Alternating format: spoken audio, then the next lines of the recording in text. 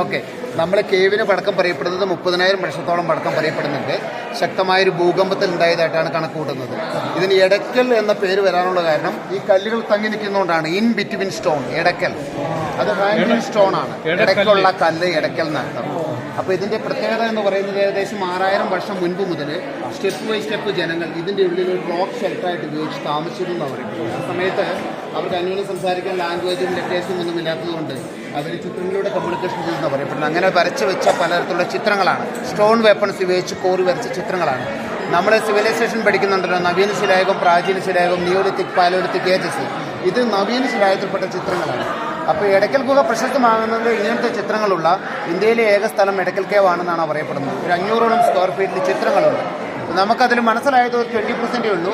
കാരണം ഒരു സ്റ്റെപ്പ് വന്നു, ചിത്രങ്ങൾ വരച്ച് പോയി, മറ്റു സ്റ്റെപ്പ് വന്നു അതിൻ്റെ മുകളിൽ കോറി വരച്ചതിൻ്റെ കുറച്ച് ചിത്രങ്ങളൊക്കെ ഓവർലാപ്പായിട്ട് പോയിട്ടുണ്ട്. അപ്പോൾ അതിൽ മെയിൻ ചിത്രം എന്ന് പറയുന്നത് കുറച്ച് പുറകോട്ട് നിന്ന് കഴിഞ്ഞാൽ, ഇങ്ങനെ പുറകോട്ട് നിന്ന് കഴിഞ്ഞാൽ കുറച്ച് വ്യക്തമായിട്ട് കാണാം. അടുത്ത് നിൽക്കുന്നവരും വ്യക്തമായിട്ട് കാണില്ല. ഇവിടെ ഒരു ട്രൈബൽ ലീഡറിൻ്റെ ചിത്രമുണ്ട്. നോക്കൂ, കൈ ഉയർത്തി പിടിച്ചു ഫെദറിൻ്റെ ക്രൗണൊക്കെ ധരിച്ച് നിൽക്കുന്ന ഒരു ട്രൈബൽ ലീഡർ. സെയിം പേഴ്സൻ്റെ ബാക്ക് സൈഡാണ്. ഫ്രണ്ട് സൈഡും ബാക്ക് സൈഡുമായിട്ട് നമ്മൾ കണക്കൂട്ടും. Okay, keep silent. Silent keep. ഇത് ഒരു ഹ്യൂമൻ ഫേസ്, കണ്ണ്, മൂക്ക് കാണാം. ഇത് ഒരു എലിഫന്റ്, ആന. ഓക്കെ, അതിന്റെ ട്രങ്ക് ഫേസിലോട്ട് പോകുന്നുണ്ട്. ഇവിടെ ഒരു സ്ത്രീയും കുട്ടിയും കൈ പിടിച്ച് നിൽക്കുന്നുണ്ട്. ഒരു സ്ത്രീയുണ്ട്, ഒരു കുട്ടിയുണ്ട്, രണ്ടുപേരും കൈ പിടിച്ച് നിൽക്കുന്നു. ആ റൗണ്ട് നമ്മൾ കാണുന്നത് സൂര്യനെ അനുസ്മരിക്കുന്നു. പണ്ടുകാലത്ത് ജനങ്ങൾ ദൈവമായിട്ട് ആരാധിച്ചിരുന്നു സൂര്യൻ.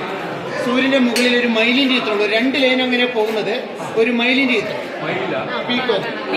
ഓക്കെ, അവിടെ നമ്മൾ സ്റ്റെപ്പ് പോലെ കാണുന്നുണ്ട്. നോക്കും, ആ കോർണറിൽ സ്റ്റെപ്പായിട്ട് അതൊരു പുഷ്കാട്ട് വേക്കുള്ള ചിത്രമാണ്. അതിന്റെ നടുക്ക് 2 ചെറിയ വീലുകളുണ്ട്. 2 സൈഡിൽ 2 ചെറിയ വീലുകളുണ്ട്.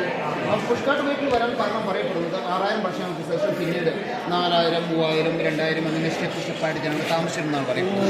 അതുകൊണ്ടാണ് പുഷ്കാട്ട് വേക്കിൽ വരാൻ കാരണം. പിന്നെ വീലുകൾ പറയപ്പെടുന്നത് 10000 വർഷം മുൻപ് തന്നെ നമ്മൾ കണ്ടുപിടിച്ചിട്ടുണ്ട് എന്നുള്ളതാണ്. അപ്പം അങ്ങനെ സ്റ്റെപ്പായിട്ടുള്ള ചിത്രങ്ങളാണ്. ഇനി ഇങ്ങോട്ട് ഇവിടെ ഒരു ട്രയാങ്കിൾ ലേഡിയുണ്ട്. ഒരു ട്രയാങ്കിൾ ലേഡി ഫിഗർ ഇവിടെയുണ്ട്.